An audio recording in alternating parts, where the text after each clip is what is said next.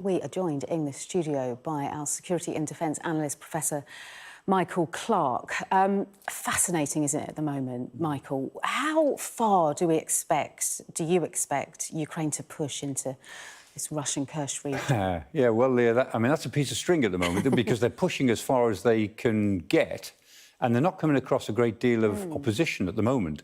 I was looking at the area that they occupy, and they're moving. I mean, even the Russians are admitting that they've been fighting at Tolpino, which is outside the main area up in the north. They're fighting at Zurovili. They're fighting at Kolochilovka, or at least there is fighting at Kolochilovka, which is not part of this enclave.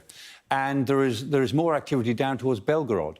What the Ukrainians, for once, are trying to do to the Russians, what the Russians have been doing to them, which is stretch them to actually create issues along the border in other places to take pressure off the enclave that they've created. And this enclave, this Kursk pocket, is getting bigger all the time. So at the moment, it's actually now about 45 or 50 miles long, and it's about 20-odd miles wide. So this pocket is getting larger, and it's based on Susa. But equally, it's moving. I mean, on other maps that we're being very conservative about this, but there are quite a lot of other maps which show advances down to the southeast and further advances up to the northwest. So the pocket is going bigger because the Russians are not able to do very much about it. They've only got local troops. I was looking at the fortification line. This is the line that the Russians have all along their frontier, fortifications. And the fortification line actually goes right through the middle of the pocket. So in other words, the Ukrainians just walk straight over it. That's how good the fortification line was when they got to it. The Russians were completely unprepared for this because they didn't expect there to be a battle anywhere in this part of the frontier. They thought the battle was all down here.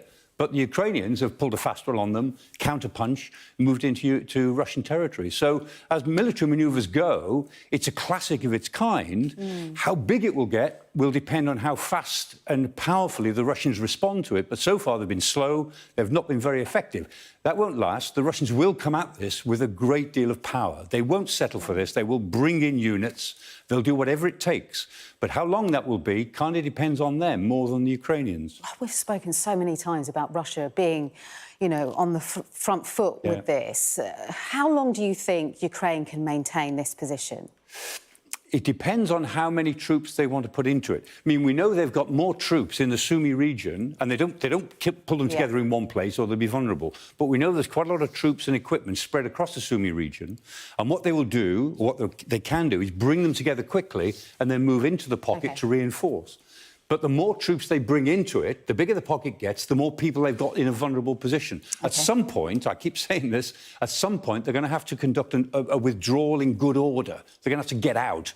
It's called breaking contact. Breaking contact with the enemy. You've got to find a space. If the enemy are attacking, you've got to find 2 or 3 miles of space where you can break contact and then withdraw. It's also known as getting the hell out of there while you still can.